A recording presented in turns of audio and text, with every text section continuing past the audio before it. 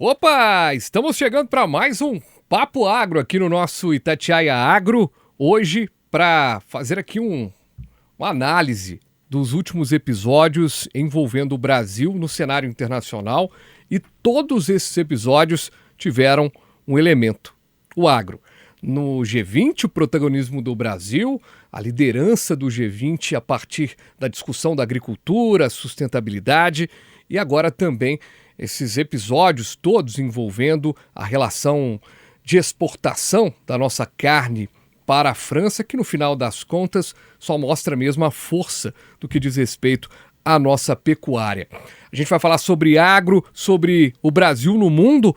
Eu estou aqui ao lado da Fernanda Rage, que é bióloga, mestre em sustentabilidade e professora do UniBH, e claro, sempre aqui com a gente, a Maria Tereza Leal, a TT, repórter do itatiaia.com.br, da editoria de agro. Sejam bem-vindas, meninas. Muito obrigada, Fabiana, TT.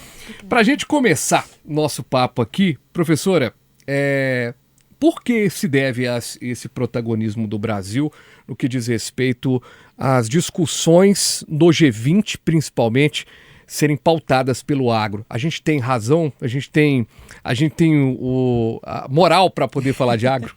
Tem, a gente está tendo uma expertise muito boa. Eu fiquei muito feliz, sabe, do Brasil primeiro ter recebido o G20, e segundo, porque uma das pautas do presidente Lula, ele pautou 3 assuntos para a agenda, que foram o combate às mudanças climáticas, na verdade, a inserção da governança nas questões ambientais e a inserção do agro, que foi uma das prioridades. Então, hoje a gente já tem, sim, a expertise e a moral para falar disso, porque a gente já tem... Os nossos processos produtivos têm ficado cada vez melhores. Né? A gente tem visto, inclusive, aí, brincando um pouquinho, a gente viu na novela, as últimas novelas trouxeram para a gente uma realidade que é do nosso agro. Os processos produtivos, eles têm sido mais tecnológicos, mas um tecnológico que vem trazendo sustentabilidade, que vem tratando o solo com uma leveza maior, tratando esse solo com a naturalidade que tem que ser tratada, e com isso os agricultores começaram a ver que esse investimento, inclusive juntando a academia com a agricultura, a gente tem trazido a melhoria desses processos, e isso melhora demais a produtividade, a rentabilidade, e essa sustentabilidade traz um valor agregado muito grande para nós, para os produtos, aceitação no mercado internacional, e principalmente essa pauta que foi trazida agora e que foi muito bem aceita no G20. TT. Verdade. Fernanda, como é que você vê a questão do apoio ao produtor rural para que ele seja cada vez mais tecnológico e seja cada vez mais sustentável? Isso é satisfatório? Não, ainda não. Isso, infelizmente, eu posso dizer que ainda não. Eu tenho participado de alguns eventos, congressos, principalmente aqui em Minas. O governo tem dado abertura, sim, o governo do estado tem dado abertura, assim como a nível federal. A gente tem agora as linhas de crédito, que são bem atrativas e que têm aberto o pequeno produtor rural e o grande produtor rural para isso, mas é aquela história, eu vou bater de novo na tecla da academia, da faculdade, da universidade. A gente produz muita coisa na universidade, mas nem sempre o agricultor, o produtor rural tem conhecimento disso. E a gente tem trabalhado isso dentro das universidades também, de trazer isso para o produtor, de mostrar para o produtor, de fazer essas parcerias. Eu tenho visto uma movimentação do governo do estado de Minas Gerais muito grande para isso, de trazer a academia e os pequenos produtores e os grandes produtores, mas ainda a gente precisa de investimento financeiro, abertura da linha de crédito não é suficiente, é mostrar para o agricultor o que isso vai trazer de benefício para ele e trazer para as instituições de financiamento uma desburocratização disso. Agora, não existe outro setor no mundo que consiga aliar a produtividade com sustentabilidade na força que o agro pode chegar, né? Mas a gente já chegou no nosso ponto alto, não, né? A gente está distante. Quase. Assim, está um pouquinho distante ainda. Posso dizer, assim, bem otimista, que a gente está ali nos 60%.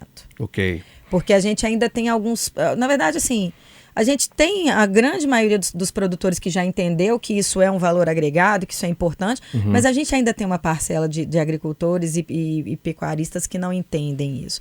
Porque quando a gente vê, por exemplo, o vice-governador do estado, ele destacou na Semana Internacional do Café, que a gente está produzindo cada vez mais um espaço reduzido. É um discurso muito bom, mas a gente ainda não tem isso na totalidade. A gente pode avançar muito, quer dizer, é o cenário ideal, mas ainda não é a realidade. Não é a realidade porque o fato da gente produzir mais num ambiente reduzido, para a gente é excelente porque a gente não está ampliando em relação a espaço, a gente está ampliando em produção. Então a gente está conseguindo aproveitar o máximo ali. Impacta menos no meio ambiente. Impacta menos no meio ambiente. Porque se a gente consegue aproveitar ali o máximo possível de um ambiente, de um espaço, gera menos impacto de desmatamento, de expansão, e que a gente está conseguindo tratar ali as questões sustentáveis dentro daquele terreno. Mas, ao mesmo tempo, a gente ainda tem, né, algumas pessoas que entendem que eu preciso expandir. Se eu aumento a produção, eu preciso aumentar a minha área de produção. Sendo que, na verdade, o custo é menor e o impacto ambiental é menor quando eu foco tudo naquele ali.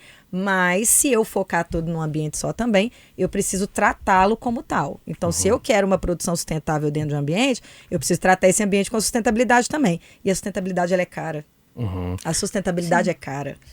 Tetê, aproveitando também a sua análise, você que faz a cobertura do agro com muita propriedade, essa discussão toda, né, envolvendo aí, né, o Carrefour com o agro brasileiro.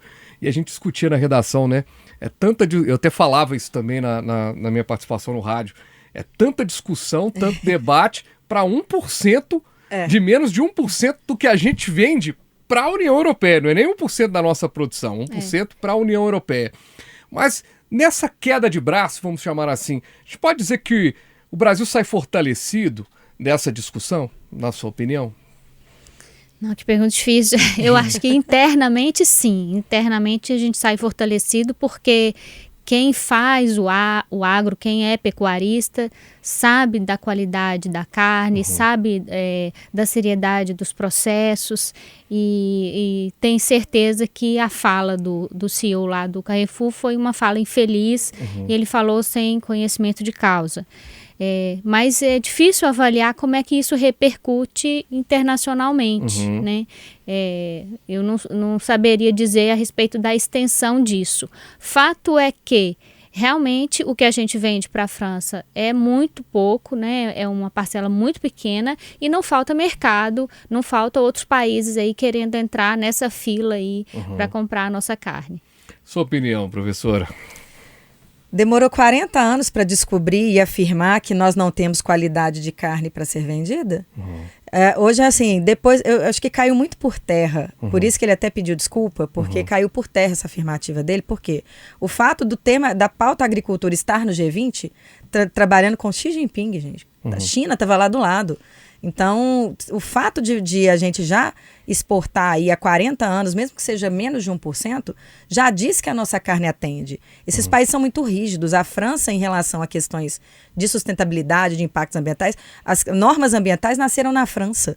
A sustentabilidade nasceu na França. Então, se isso demorou 40 anos para ele dizer isso, porque realmente a fala dele foi infeliz e incorreta. Inclusive, o presidente da FAENG, o Antônio de Salvo, falou desses 40 anos também. Ele falou, eles desmataram tudo que podiam há mais de 40 anos e agora querem nos ensinar a ser sustentáveis. Pois é, e é bem importante essa sua fala, e essa ponderação do presidente da FAENG, porque a gente não pode esquecer que a França, na prática, ela lidera esse movimento em que o Brasil vai ter um ano aí ainda de discussão, né, para regularização de um sistema de antidesmatamento da União Europeia que é baseado no que a gente já faz no Brasil. Então, assim, a gente vai ter uma discussão muito ferrenha em relação a isso para poder entender os processos. Mas o que eu acho interessante, claro, a gente vai ouvindo especialistas e tudo, é que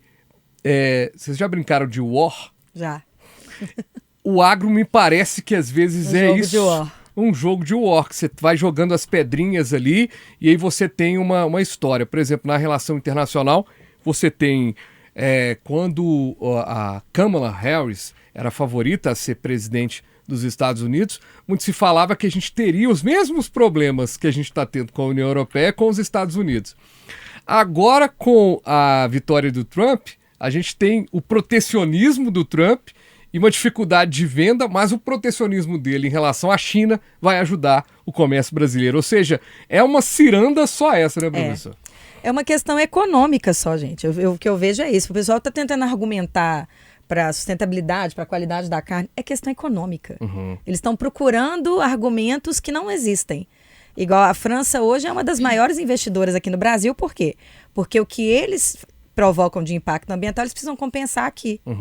E do mesmo jeito, os países que têm maior significância econômica, o próprio G20, né, que o PIB, né, são as 20 maiores economias, na verdade, maiores e mais significativas economias do mundo, com um PIB aí de 85%, vieram para onde para fazer esse negócio? Essa reunião? Para o Brasil. Então, se a gente realmente não tivesse qualidade de produto, qualidade ambiental, se a gente não tivesse a expertise, se a gente não tivesse a moral, o pessoal não vinha para cá. Então, isso é uma briga de braço econômica.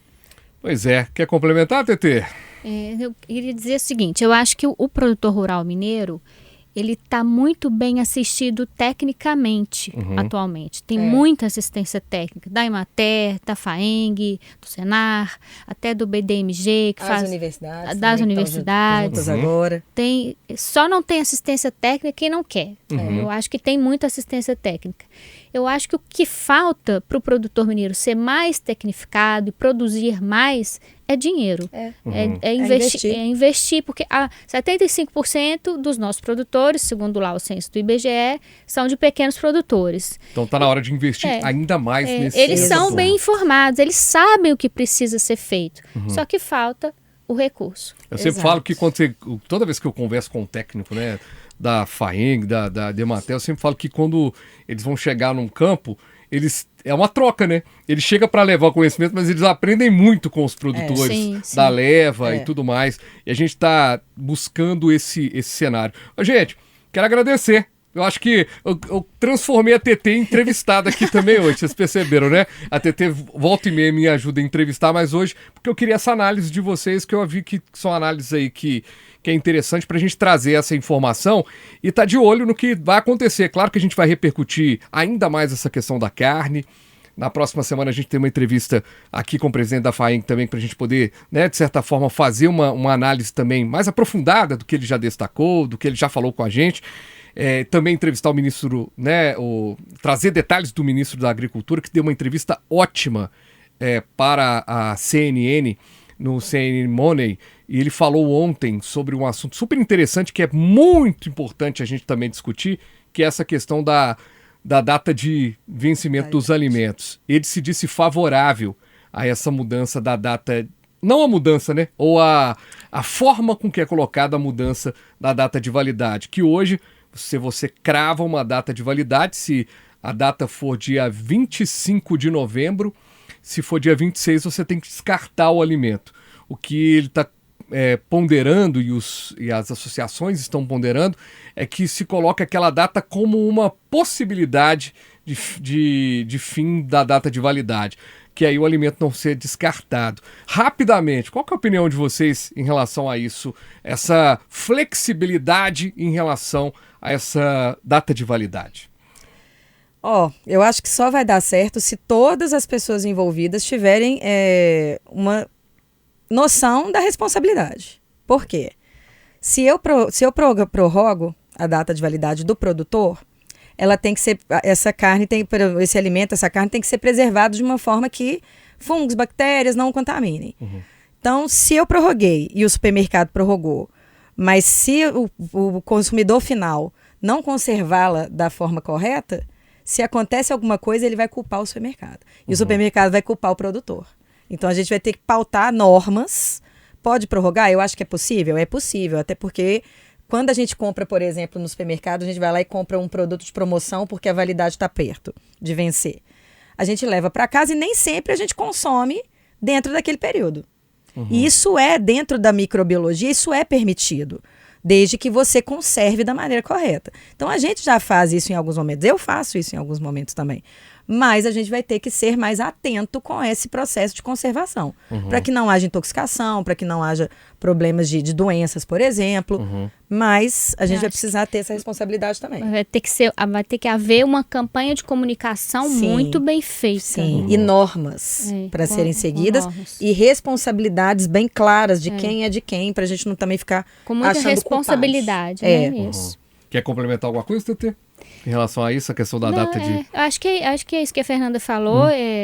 Eu acho que a gente não precisa ser tão rígido, assim, já que eles estão abrindo essa brecha, né? E eu conheço pessoas que levam ao pé... Eu conheço pessoas de todos os tipos. Pessoas que levam ao pé da letra, que venceu, joga fora, e pessoas que já são mais flexíveis. Eu acho que simplesmente flexibilizar pode ser um risco. As pessoas podem ter uma avalanche aí de intoxicações, enfim. Então, tem que ouvir os biólogos, as pessoas responsáveis e... bolar uma estratégia de como orientar a população nesse sentido. Pois é, e vou te falar que o assunto é tão complexo que... Vai ter que gravar mais um, né? Não, o assunto é tão complexo que a gente vai ter que acompanhar isso, porque, por exemplo, quantas vezes a gente já comprou um produto dentro da data de vencimento que estava ruim, estava mofado? Pois é, e é isso que eu tô falando. Então, assim, aí agora a gente tem uma flexibilidade em relação a essa data de validade. E aí também, a gente conversava antes de gravar, né, professora? Falava, a pessoa pega um frango congelado, ela descongela. Aí depois ela não fazer. Ela decide não fazer, congela tá com de cheiro novo. ruim, né? Tá com cheiro ruim. Às vezes decide não fazer e congela de novo para fazer no outro dia. Isso é péssimo. É muito ruim, porque você já tirou do processo de conservação. Você lembrou do frango que ela colocou lá no congelador? Não, porque ela vai ter que... eu não como frango. É verdade, a Tetê não come frango. E isso que a Tetê falou é verdade, porque a gente pode ter uma série de intoxicações e isso é um pouco arriscado. Então vai ter que ter muita responsabilidade. Muito bom. É legal que a gente tem um material aqui para repercutir também no Giro Agro. Essa questão da data de vencimento é um negócio muito importante para os produtores, para os consumidores e principalmente no que diz respeito à economia, né? Vamos pensar aí o que vai ser disso. Professora Fernanda, Tetê, obrigado vocês, viu? Obrigada, Fabiana. Obrigada, Tetê. Foi ótimo. Gente, um abraço para todo mundo, obrigado. E lembre-se, viu? Nosso canal no YouTube, @ItatiaiaAgro, faça a inscrição no canal. Clique aí o sininho também, né? Clique aí no sininho para ter novidades e acompanhe o Itatiaia Agro no rádio, no portal e em todos os canais da Rádio de Minas. Valeu!